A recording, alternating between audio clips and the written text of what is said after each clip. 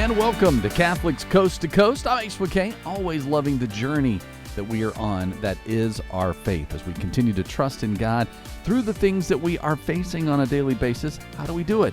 We do it together. And through that, we've got additional conversations to really help us at Podcast Central. Easy to find when you go to EWTN.com/podcast. That's there for you with over 100 podcasts to choose from.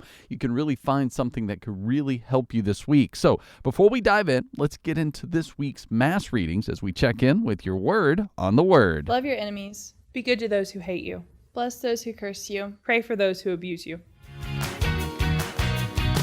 I'm Melissa. And I'm Veronica. This week on the Word, we're going to talk about a reading from the Gospel of Luke that's sometimes really hard to put into practice. When people say or do hurtful things, it can be hard to forgive them. But scripture from the Sunday reminds us to be merciful even as your Father is merciful. You know, when I think about forgiveness, I always think about the Our Father, especially when we pray, "Forgive us our trespasses, as we forgive those who trespass against us." Because how can I ask forgiveness for anything from God if I can't forgive other people? There's a line from this gospel that says, "As you wish others would do to you, do so to them." It's the golden rule. It's more than just doing something in order to make gains in your life. It's about imitating Christ. Just think about later in Luke's gospel when Jesus says, "Forgive them for they know not what they do." Despite all of his suffering, he forgives. So this week, we're not going to challenge you to forgive everyone right this minute. But we do ask that you be merciful in your day-to-day grievances and work toward forgiving those bigger grievances as well. And pray for those who hurt you too. And we'll see you here next week. Bye. See ya. Really enjoying this jubilant year together. So as we continue, you can find out more on the Mass readings when you go to EWTN.com/podcast or subscribe wherever you like to stream and just search Word on the Word. I am Ace McKay. As we continue Catholics Coast to Coast, we have a reason for hope. Alanis and Luke are talking about the pros and cons of online dating. If that's you or someone you know, how do you share personal experiences? How do you talk about and even agree upon the intentionality of what you're trying for when you're looking for a partner? We're going to find out, get their wisdoms and insight on a reason for hope on this week's Catholics Coast to Coast. What's going on, everyone? Welcome back to A Reason for Hope podcast. This is our little candid segment here. We have a very special guest, a very exciting guest. We are here with Luke. What's going on, Luke? It's really great to be here. This is our Valentine's Day special, if you will. So naturally, since Luke has this charism for speaking on relationships, and he also works for Catholic Match or has worked with Catholic Match in the past, so we felt it was very fitting to speak about this today. But what we really want to zoom into is this idea of intentional dating in a digital world. I mean, every single person who's listening to this, one can assume is listening through some sort of media, whether it's YouTube, Spotify, etc. Unless they're in the room with me or you. It's the only way that's going to happen. Is anyone else in this room besides you three? I'm creeped out now. Bad joke, weird joke. Let's dive into some fun conversation. So let's start off with this idea of dating in a virtual digital world. First, I would love to hear about your experience, if you have any, or even just your opinions on this idea of online dating, not even necessarily through an app, but just meeting people online nowadays. For me, it's really very simple to approach. Why would somebody go to online dating? You take a step back, and it's just the simple reality of, if in your normal life of work, community, church, places that you have hobbies, gym, I know a guy who loves frisbee golf, whatever. If there's nobody in those circles that is easily accessible, that you can meet in an organic way, everyone else really just gets lumped into long distance, really gets lumped into this now weird new modern space of the online dating web. And that's kind of how we're just setting the groundwork. It is a tricky place, and it is okay that it is so awkward, and we're all trying to figure this out. There are no new rules. We're the first people that are going to be navigating this space. I think even when you bring up the online dating, so many people are already unhappy. Like, it's just something that, like, the moment you say it, a lot of people have a gut visceral reaction of like, ugh, ick, I've had bad experiences. It's this gross thing. There's almost sometimes shame with it. There's annoyance. They're like, why the heck do I have to do this when I know so many of my friends, they had their high school sweetheart or they met somebody at work or the gym. And I want that story. I don't want to have the story where I'm finding love through online, through an app where I'm really having to work at it. And there's so many failures that I just know is going to be waiting there for me.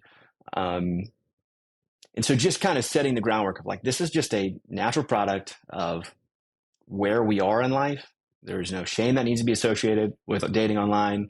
It is a neutral thing that can be used for good or bad. And you talk about online dating, it's a thing. You're going to have those people jump up right away. Like, well, I know somebody who it worked out for them. I know somebody who got married off Catholic Match. I knew somebody who got married off a Hinge. It's like, well, great for those people. I genuinely, you love it when you hear it, but it doesn't always happen. The vast majority of people that I talk to that are on dating apps and sites are really unhappy or express frustration all the time with it. So a lot of things to start to unpack. The apps itself are morally neutral. They're just a vehicle that we can use or not use. You're always totally free to not do it.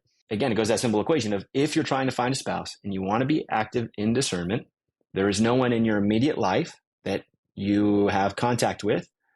It makes all the sense in the world to try to go on a platform where you can potentially meet some other people. Amen. Meet more people. Amen. I'm so glad you touched on two really important topics, moral neutrality when it comes to technology, because we can use these apps. We can use Instagram, Facebook, Catholic Match, Tinder, all of these different things.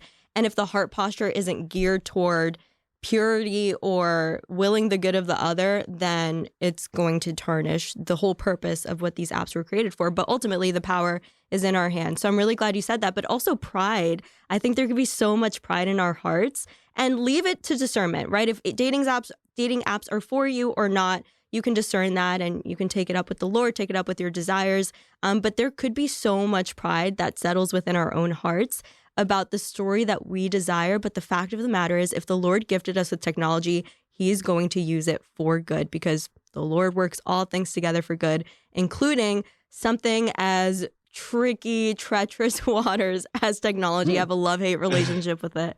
But it's so true. And I'm really glad that you touched on that. And I think it's going to be a challenge for most people to kind of overcome that sense of even for me, just on a personal note, I wanted to meet my my future husband in a really romantic way. And the Lord he fulfilled that desire in my heart through technology. So I actually met my fiance technically through Instagram. Yes. Oh, no way. So he was it Instagram DM? Is that how that worked? Technically, he did it so well. So this is a perfect segue on the way, like the proper way to intentionally pursue someone online, because I really do think my fiance did it so well. So just really quickly to touch on how him and I, let's gas him up. Let's hear this story. We got to talk about it. My fiance is a worship leader, and he was invited to lead a worship night where I'm from, which is the Bronx.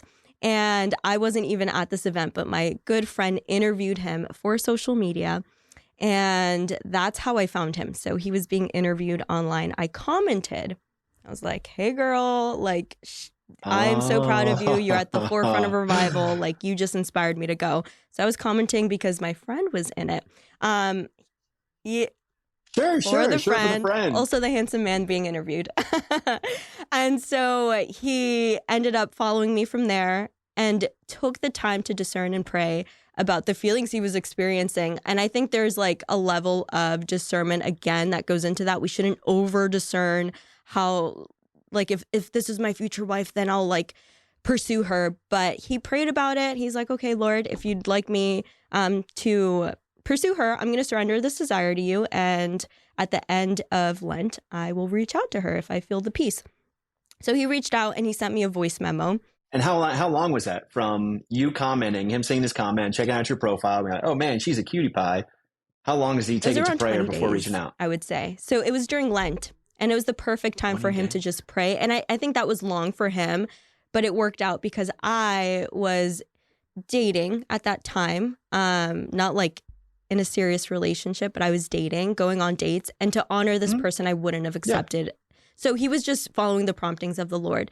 But the way that he pursued me online was really intentional. And he first affirmed my good. And he said the reasons why he wanted to reach out was because XYZ. He sent me a voice memo. So there, again, that level of humanization, that aspect of humanization was present. And he laid his intentions out very clear and concisely. And I think that's the overarching theme when it comes to online dating. If you're just going to slide into a girl's DMs and say, let's hang out, or like her story until she gets the memo, then that's not intentional. So there is definitely, I hope I'm not like, hey, don't sleep on the story like. Don't sleep on it. There's nothing wrong with a good story like. It's just probably not going to be the total winner. There is a perpetual state that you can get stuck in just the likes for months and months at a time, and nothing comes about it. And you're like, okay, is this guy into me, or is he just really interested in the things I'm posting on my stories? Well, so when Ricky reached out to you, so he sent you, hey, I like you. You guys had not met in person, right? No, he sent me this voice message. He said, I think we have similar heart postures based off of the things that you send. And I just think there's so much about you that's so beautiful. So I wanted to pursue you. I'm paraphrasing, but he did use that word in friendship. And if the Lord leads it, in a romantic way. So that's how he said it. And then from there, we transferred over to texts, then phone calls, then FaceTimes, then in-person dates, and the natural trajectory flowed from there.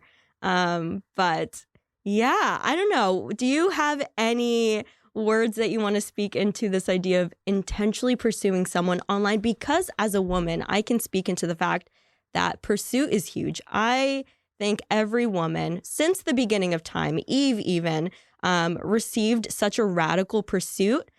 Right, that proclamation of at last, bone of my bone, flesh of my flesh. I think every woman wants to receive that.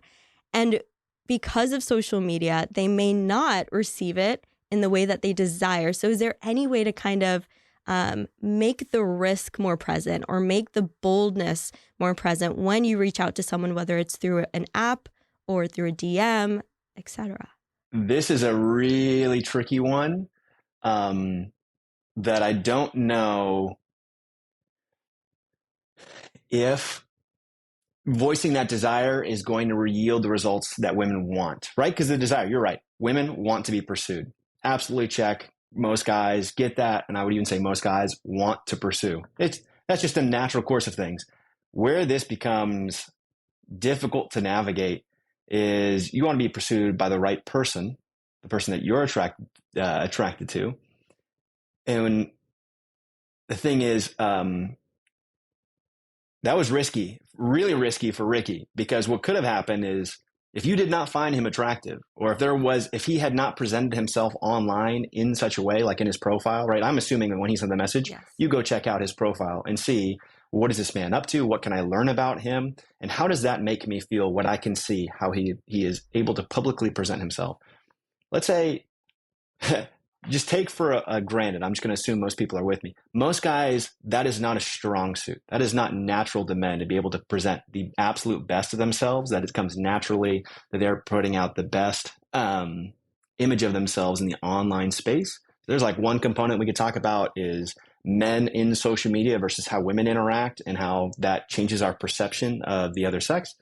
But then what's super risky is that he reaches out to you, right? Someone he has never met. And it worked out that his very intentional pursuit was received. Yeah. And then it went on from there. But you can just imagine like a woman getting a lot of intentional pursuit from somebody that easily could have been like a huge, like, whoa, you don't know me. Why are you saying any of these things? How could you possibly know my heart posture? And so this gets very difficult because it's like, okay, we're trying to balance away from two extremes here. We can't have no pursuit, or there will be no relationship.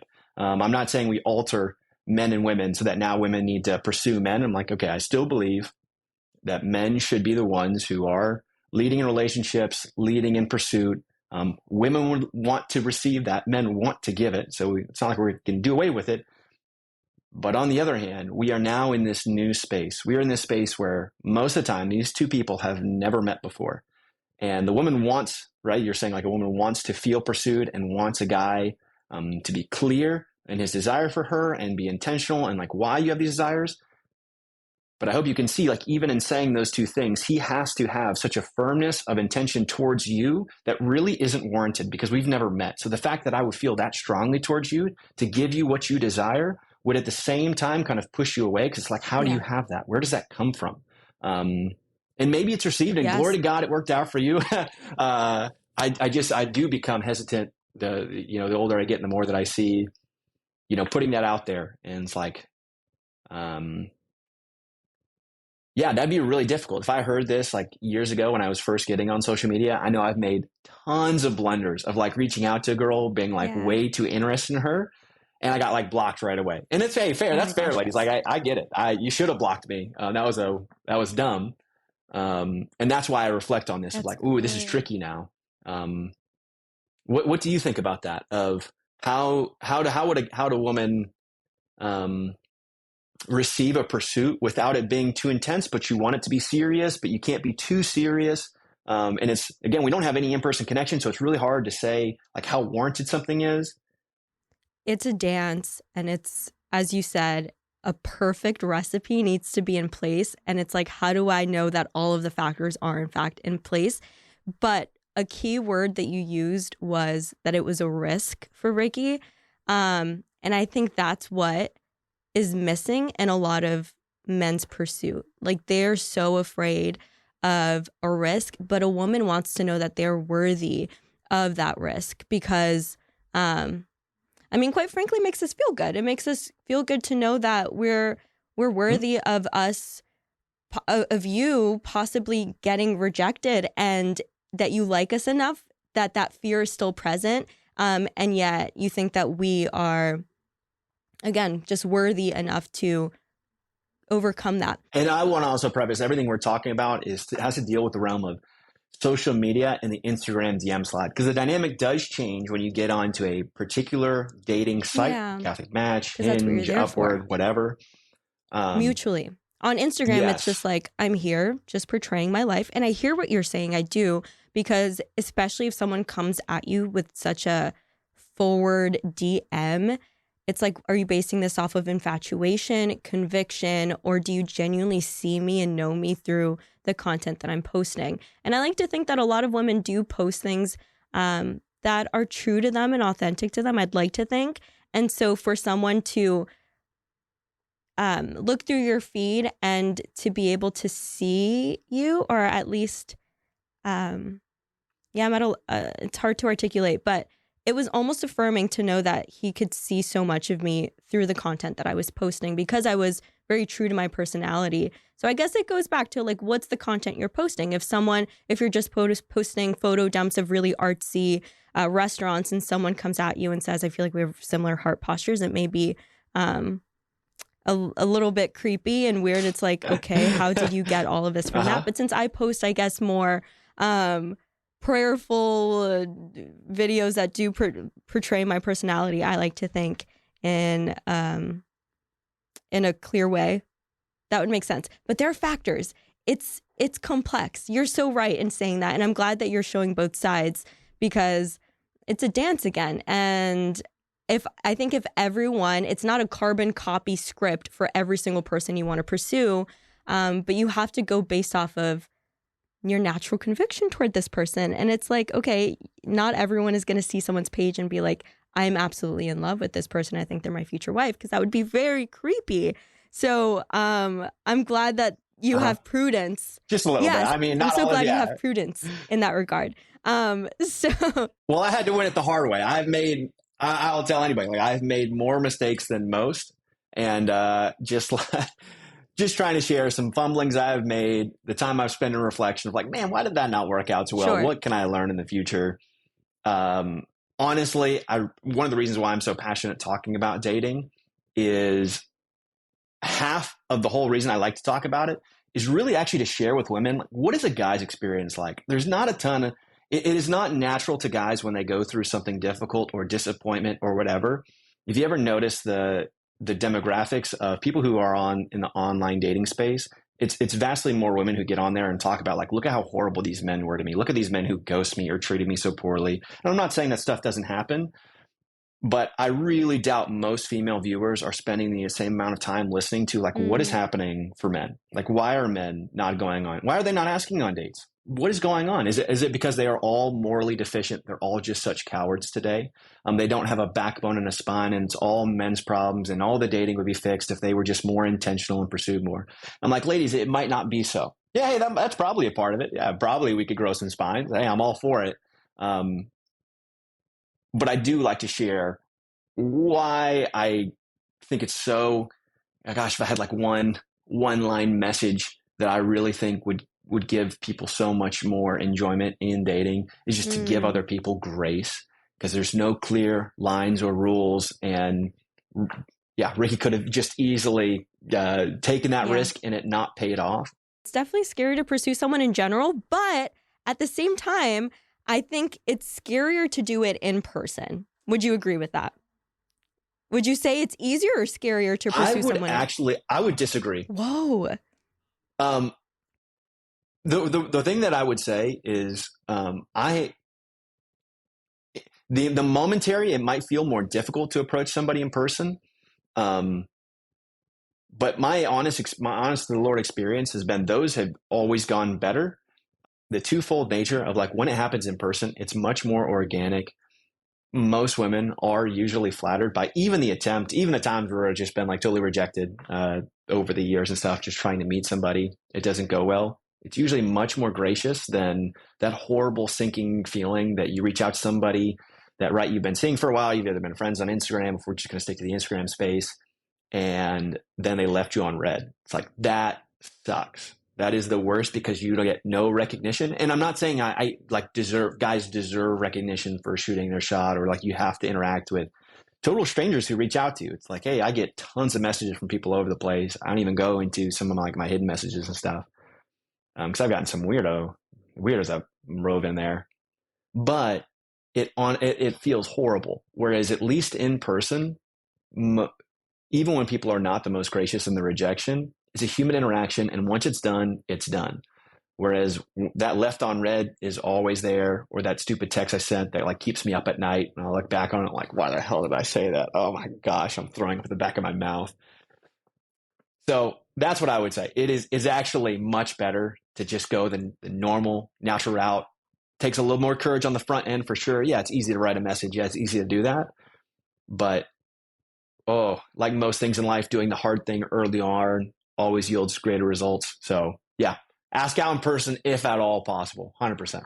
This is so interesting, and it just goes to show that every single human being is so unique. And I do think that the ideal should be in person, especially if you have the means to ask this person out in person. If it's a long distance situation, I think you have no other way of reaching out other than either finding their location, which please don't do that, or reaching out via DM.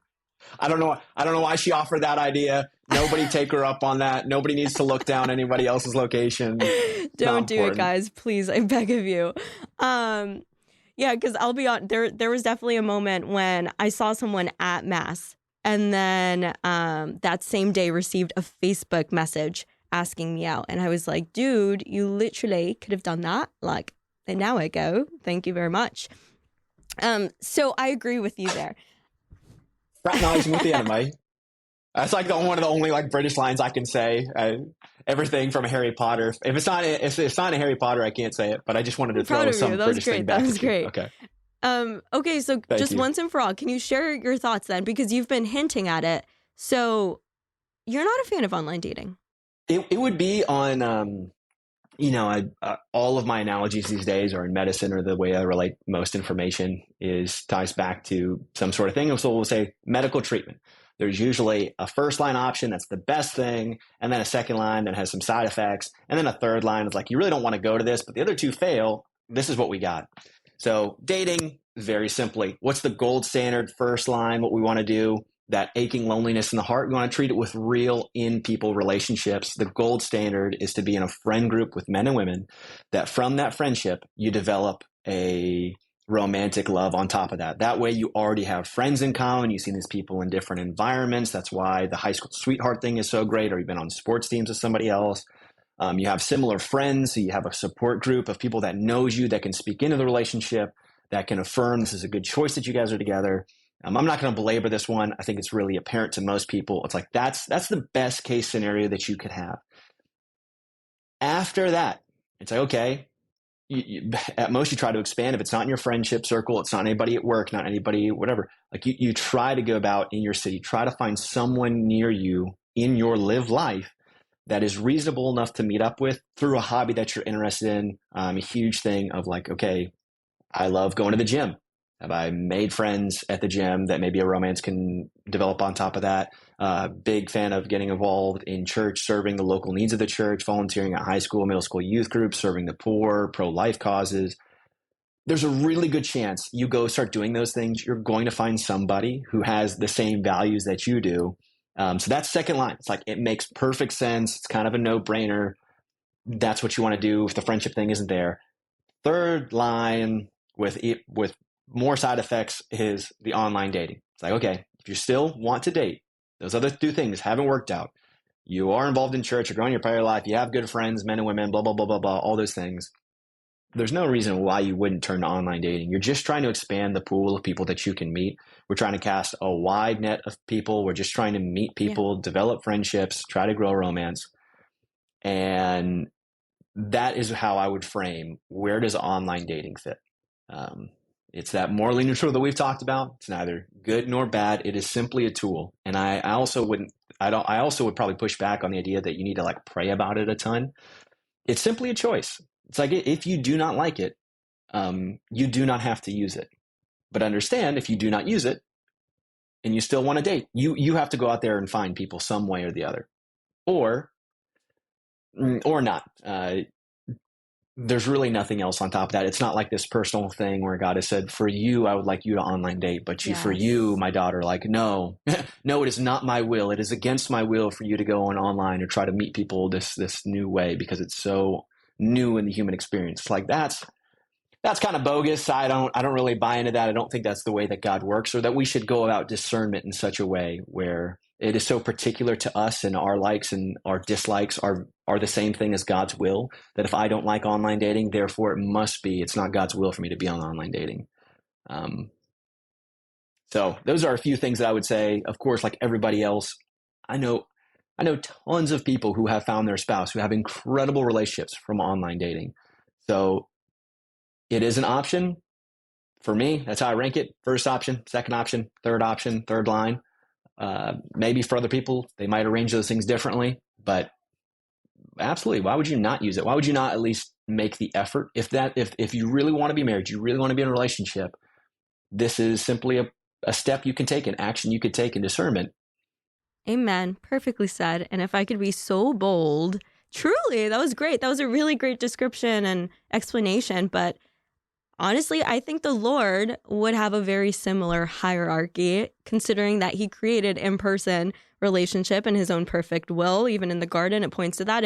If his main desire was for us to connect through social means, he would have put a computer in the Garden of Eden, and he did not.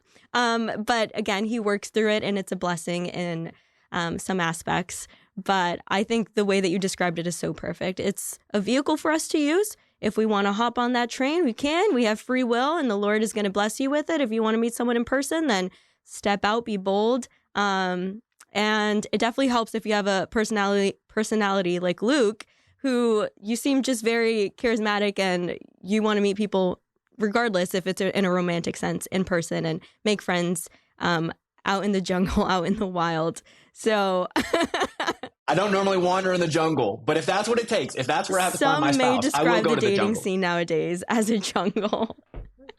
Well, that's what I'd be super curious, as something that I'm wondering on. I try to ask girls in this modern age with the online dating scene, and most people, the statistics on dating sites, majority of people have been on them at one time.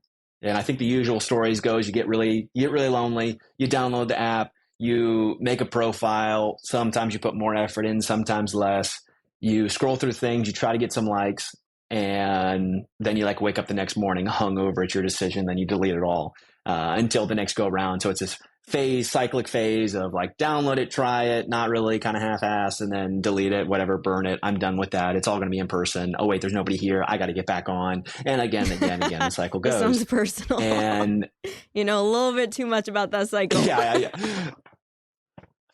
No, it's 100%. I've been there. I'm in a phase right now where it's like, yeah, I'm on it. I'm trying to make the moves, and it's really understandable because it's like so low commitment.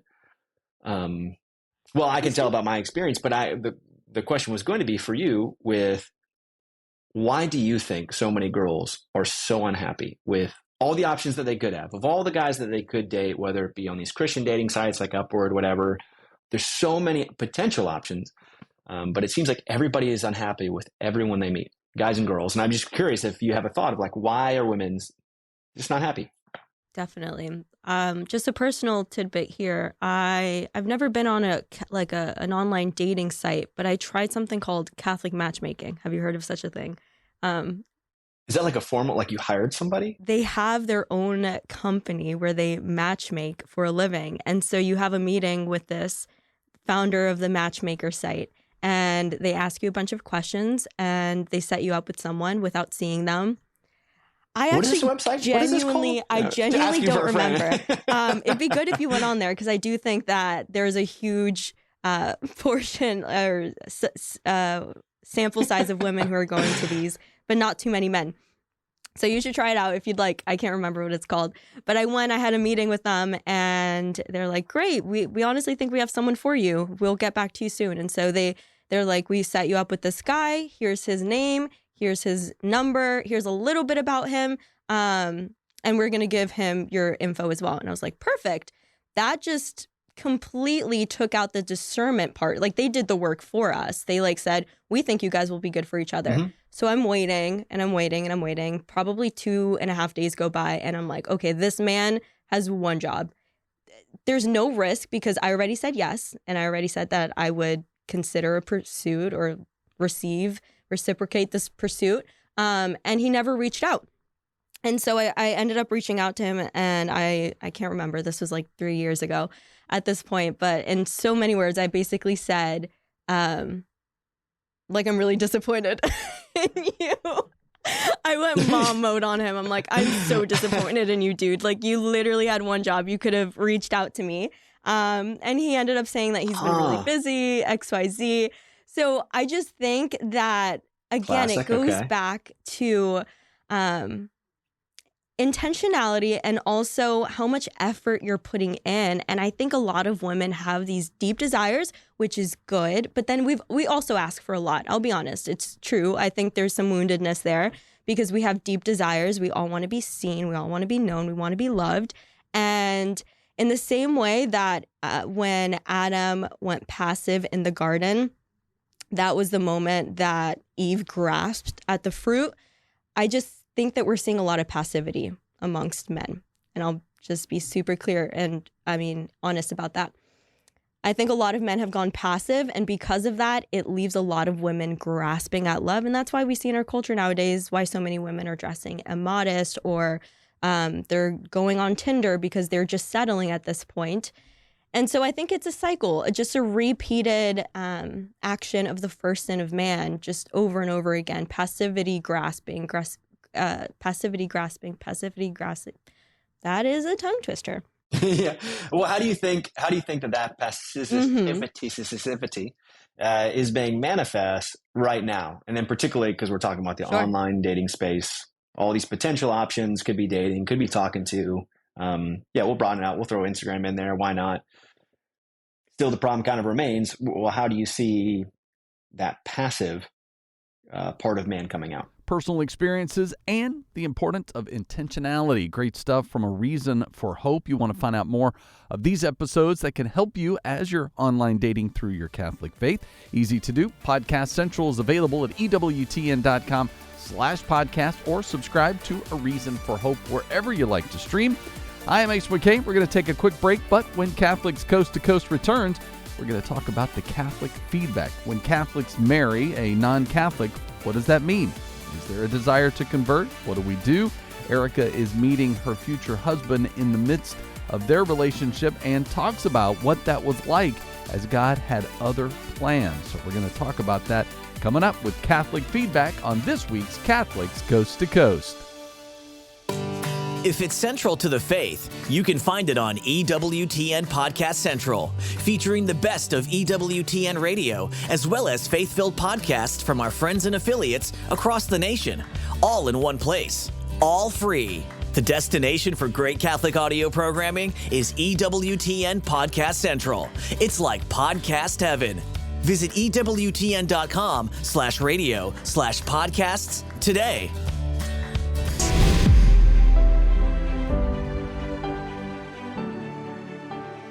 Hey friends, welcome back to the channel. I'm so excited to have an incredible interview for you here today with someone who is from my own town, my own parish. I'm very excited to introduce her to you. Her name is Erica, and she has an incredible story of conversion. I first got to know Erica maybe a year and a half ago when I met her after Mass one day, and she told me she had just come into the church. And then I heard her give her story in our parish a few months back, and I thought, this is an interview that I want to bring to everybody, because many people always want to know, how do you deal with a mixed marriage of a Catholic and a non-Catholic? And that's the situation that Erica came from. Spoiler alert, she was the non-Catholic, and we're going to hear all about her amazing story. So welcome, Erica, to the channel. I'm so thankful you are here today. Thank you, Keith, for having me. Absolutely. So just a little bit of a background on you. You were raised as a Lutheran right here in the great state of Iowa. Yes, I was. And I have to say, thank you for having me here to your beautiful studio, first of all. And no one is more surprised to be here than me. I bet. Truly. So thank you for having me. I never thought I would be Catholic, let alone to be here telling my conversion story. So thank you for having me. Yes, I was raised here in Eastern Iowa in Cedar Rapids in a Lutheran family, specifically Missouri Synod Lutheran. I don't know if you're familiar with It's that pretty church. hardcore Lutheran. It is, yeah, it is. But that's all I ever knew. That's what I grew up in. And in fact, I come from, I guess I'll say, a very long line of Protestants. My parents were both Lutheran. I have Presbyterian ancestors. My great-grandparents were Quaker. And even looking at some ancestry in my family, some of my ancestors actually founded the Baptist Church in New England. So to say that I come from a long line of Protestants is probably an understatement. But I have to say, I'm very thankful for my upbringing. I learned a lot about the Bible in the church that I grew up in. I learned a lot about God. And I learned a lot from my parents. They taught me in their own way how to love others the way that Jesus would. So I just have to say I'm very thankful for the upbringing that I had. My parents ended up sending me to a Catholic high school. Really? Yes. And that was truly my first exposure up close to the Catholic faith, to the church. And during that time, during my high school years, it was very formative for me. I had a great experience. I felt very welcomed, even not being Catholic. And during my time, it was Xavier High School. During my time there, I met a very special priest, and his name was Father Dustin Vu. And to describe him best would be, he was really the light of the world, salt of the earth. And he was just on fire for God and on fire for the Catholic Church. And it was so evident on how proud he was and how happy and thankful he was to be Catholic. So that was really truly my first time meeting a priest. And he probably blew my expectations out of the water on what a priest can be and should be. And he loved all of the students and really was very kind towards me. And he knew I was not Catholic and didn't treat me any differently, never pressured me, to convert or, believe anything they did necessarily. And it was almost like he saw something in me at that time that I that I didn't even see in myself. That's so cool, because a lot of people, usually when you hear the words, well, went to a Catholic school, or I was raised Catholic, you know what's coming next is going to be just a bunch of garbage about the Catholic Church. So to hear you say that even though you came from a long line of Protestants, going to a Catholic school was a positive thing for you, and you met an amazing priest, that's so encouraging to hear, because we all know about all the bad stories you hear about Catholic schools and about priests. And yet for you, it was something that even at that early age maybe planted a seed or something. If you had asked me at the time in high school, would you ever consider converting? My answer would have been no. But looking back now, I'm able to see that there were seeds being planted at that time, and the Holy Spirit even then was moving within me for my eventual conversion to the Catholic faith. Well, we're going to get into that. But like when you were growing up, was your faith important to you? I mean, because some people come from a long line of Protestants, but it's really no different than people who say, well, I come from a long line of Catholics, but it may or may not mean that they had a personal faith or that it was really a part of their life. Was that your experience? Did you have like a personal faith growing up? I did. It was always very important in our family. We attended church pretty much every Sunday. Sunday school was a big part, of our life. I attended confirmation classes. In our church, it would have been in 8th grade, you're confirmed. And I never really remember a time where it wasn't important. It was always, my faith was always very important and important to our family. I remember vividly going through confirmation class in the Lutheran church and something along the lines of, here's why we're not Catholic. There was, I have to say, a little bit of an anti-Catholic sentiment. Nothing hateful, but it was there. Why are we not Catholic? Why did we break away from the Catholic Church? Why did Luther break away from the Catholic Church? So I remember that. I remember going through the catechism and talking about that and talking about why we broke away from the Catholic Church. You went through the Catholic catechism in Lutheran confirmation class? No, it was or the Lutheran catechism. Luther's catechism. Luther's catechism. Yes. So you probably grew up with the narrative that he was this great hero who rescued Christianity from the evil clutches of the corrupt Catholic Church. And he had this big heroic moment where he stood up and nailed those theses on the door of the church. And, yes. And it was this huge thing. And he set us all free to understand real biblical Christianity. Yes. I think a lot of people grow up with that narrative, but it's interesting. I don't know if you've dived into this with your conversion, but have you really looked back into what really happened and some of the things about Luther that maybe you weren't told in the confirmation class? I had to. Yeah, I guess to answer your question, yes, I had to go back and study some of that. I've wanted to do an episode at some point in time. I haven't gotten around to it yet because I really need to find an expert on this, of all of the Catholic things that Luther actually believed. Yes. Like the perpetual virginity of Mary and different things. But then also look at some of the things that he also believed that if everyday random Lutheran people saw, they would completely freak out. That's so true. And part of what I went back and looked at too is exactly what you just said. He had a very strong reverence towards Mary, I found out. Oh, yeah. I never knew that growing up. Mary was someone, and I'm sure you experienced this too, it's almost like they kind of brought her out at Christmas time, just to give birth to the Savior. And that was always talked about. But then she wasn't talked about really the rest of the year. So to find out that Luther actually had this reverence towards Mary, it was, to be honest with you, shocking to me and very interesting. Yeah, I remember learning about that too. And, I was a Methodist growing up.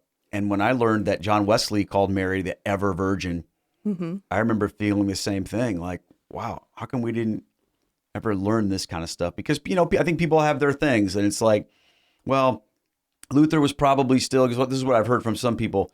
They say, well, he was still hanging on to some vestiges of the past, and he wasn't able to quite shake it all off. We shook it all off later.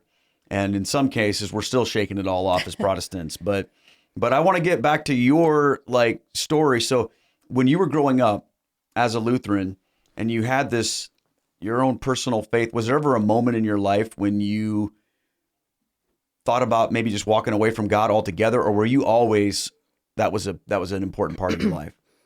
I never really had a moment where I wanted to walk away or lost my faith, but I did have these moments, more so kind of going into the college years of where do I fit in to the faith? I was raised Lutheran.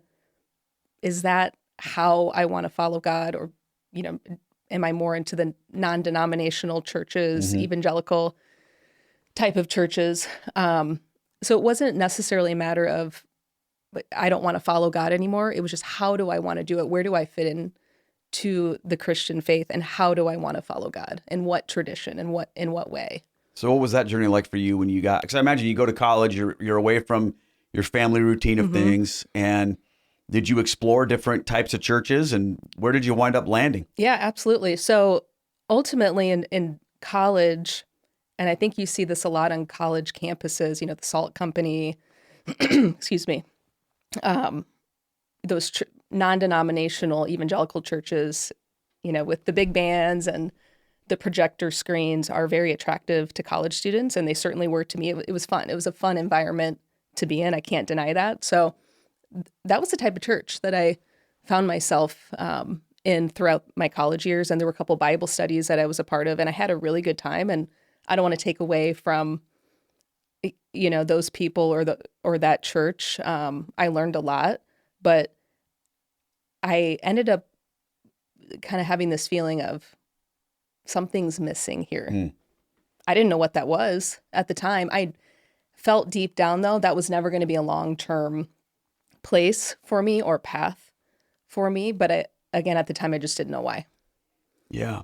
Now, where do you meet your husband in all of this? I feel like it was around that time, wasn't it? It was. So we did meet in college through a mutual friend. And our first date would have been the night before Easter. It was a Saturday night. And we met up at a local coffee shop. And I remember we talked for so long and talked about so many things. We ended up essentially shutting down the coffee shop, and we were politely asked to leave at the end of the night because they were ready to close. And we talked about so much that night. And I found out that he was a Christian. But unfortunately, there was one problem. He was Catholic. Oh, I know. I've been there. So I thought, oh, shoot, this guy's really cute.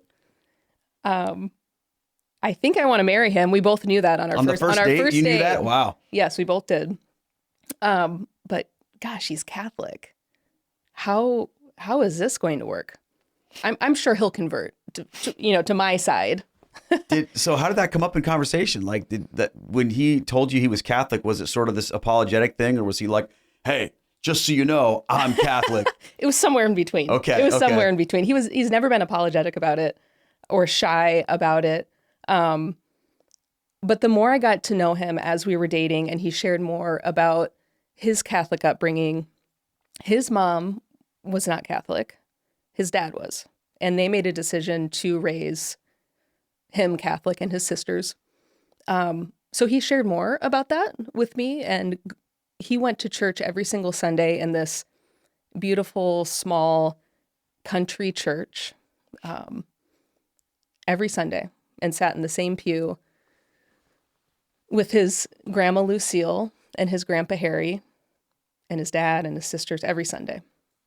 And I found out, again, as I got to know him more, how much that meant to him and how much of an impact his grandparents, specifically his grandma, had on his faith journey. His grandma Lucille, and unfortunately, I never had the chance to meet her, she loved the rosary. That was huge to her. And she was actually his sponsor for his first communion, which I thought was really interesting. And, growing up, I didn't have a first communion, so I got to learn a little bit about that. But I remember asking him, why did you choose her, of anybody, to be your sponsor? And he said to me, without hesitation, I will never forget, she was the most faithful person I have ever met. And I realized that something special was there in his heart with his Catholic faith. Wow. But you still were like, I need to convert this guy. I need to. Did you Well, think? of course. Did you think he was really a Christian, or did you think he was just completely deceived? Or I mean, a lot of times Protestants have various views of Catholics. Some of them think, well, yeah, they're a Christian. We're just have slight differences. Mm-hmm. Other Protestants look at Catholics sometimes and they think you don't even have the gospel. You're far gone. You just have this hollow religion, and it's my job to teach you the real gospel. Did you feel like you had to save him? I didn't feel like I had to save him, but I think a lot of Protestants feel this way, and truly it's a misconception that Catholics were just misguided, that they didn't really understand, that they had all these extra things in my mind. Yeah. When you're a Protestant, or at least, how I was raised, scripture alone, faith alone. And my perspective of the Catholic faith was, they have all these extra things that are a distraction. We don't need Mary, this reverence towards Mary, the saints, all of the sacred tradition is kind of what I misunderstood. So I never thought that he didn't have real faith or that he wasn't really a Christian, but I thought, perhaps slightly misguided. So when you guys were starting to date and move forward in your relationship, did this come up quite a bit? Catholicism versus Protestantism, and how would you handle that as a family? Yeah, it certainly came up, but it came up the most when we were about to get married. Because then it's like, well, where are we going to get married, kind of thing? Where are we going to get married, and how are we going to be as a married couple? And I told him, I'm not converting. I'm never going to be. I probably said that. I'm never going to be Catholic. Just so you know. Just so you know. Let's be clear. And I, again, just knowing and seeing how important his Catholic faith was to him, I was never going to ask him to leave his tradition. So there was this mutual respect, and I think our understanding would be, we'll find a mutually agreeable church. That'll be easy. It's not that different, right? You don't have to technically or formally leave your faith. I don't have to leave mine. We'll find something kind of in the middle, and life will be good. That was kind of our agreement going into marriage. I think a lot of people try to do that, Erica. I think people think, well, we can figure out a middle ground. Mm-hmm. We'll rotate back and forth perhaps, or we'll find something we both like or whatever. But yeah, it's hard to do that. It's really impossible to do that as a Catholic, because Catholicism doesn't leave space for that kind of compromise. Right. And so talk to me about how he handled that. I think all things considered, we handled it very well. But I was naive to think that that was a long-term solution. It worked for a while. So in the first couple years of our marriage, we were living in Boston, Massachusetts, and we found, I guess we did a lot of church shopping, Sure. I guess you'd call it, to a ton of different types of churches, trying to find that middle ground, trying to find something to compromise. Ultimately, we went back and forth between a Lutheran church and a Catholic church. And they were both great for their own reasons. But I remember, and mind you, this is in Boston. So these the Catholic churches are very big and they're beautiful. And I remember going to these Catholic churches, not knowing what's going on or fully understanding what was going on. But I liked being there. I liked just being in these beautiful Catholic churches, even if I didn't understand or agree with everything that was going on. I never said that out loud. That you liked being there? No.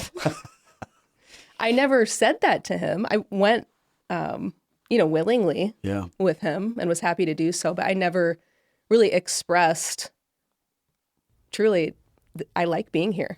Mixed Marriage of Conversion. Great insights this week from the Catholic Feedback. If you want more on what's happening with that podcast, easy to find when you go to EWTN.com/podcast. And know that Podcast Central has those available for you 24/7, anytime. And EWTN Extra is another avenue for you to be able to deepen your walk with more Catholic conversation. I'm Ace McKay. Enjoy the rest of your weekend. Thanks for spending time with me this week. And remember to always let God define who you are. And I'll see you again with Catholics Coast to Coast.